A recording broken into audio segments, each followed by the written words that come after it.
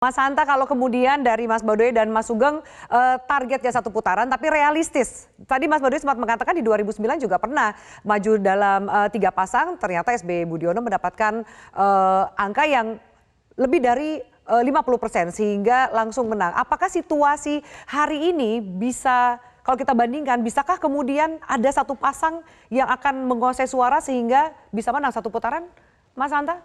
Afi, menurut saya peta politiknya sangat kompetitif dan berpotensi besar berlangsung 2 putaran. Mengapa? Karena satu, jarak atau gap antar kandidat itu relatif kompetitif ya, jaraknya tidak terlalu jauh.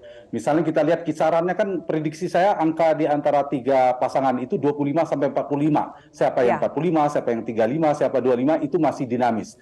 Nah, yang kedua, kalau kita perhatikan tidak ada satu kandidat di angka survei lembaga survei manapun yang kredibel saya kira yang melampaui 50%.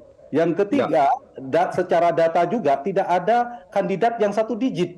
Beda-beda. Di Turki bahkan ada kandidat ketiganya sangat kecil, bahkan masih berlangsung 2 putaran.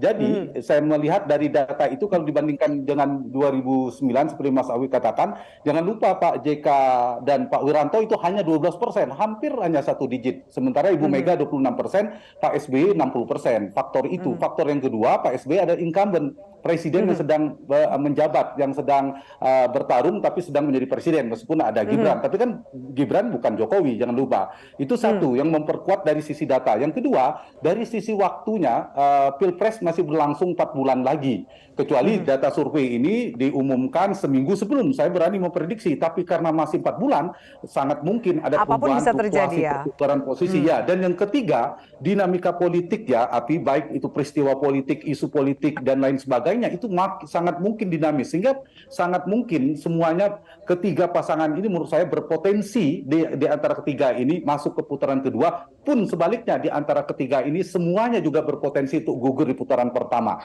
Jadi sangat kompetitif dan kemungkinan besar berlangsung 2 putaran. Kalau ada potensi hanya 1 putaran, kecuali ada tiba-tiba satu yang melejit tinggi karena ada peristiwa politik yang luar biasa membuat dia momentum politiknya naik, atau sebaliknya ada kandidat yang tiba-tiba roboh, elektabilitasnya terjungkal, itu sangat mungkin. Jadi saya kira sepanjang itu tidak ada, dinamikanya relatif konstan naik turunnya, kemungkinan berlangsung 2 putaran. Tinggal siapa yang akan masuk putaran kedua, Afi. Jelajahi cara baru mendapatkan informasi. Download Metro TV Extend sekarang.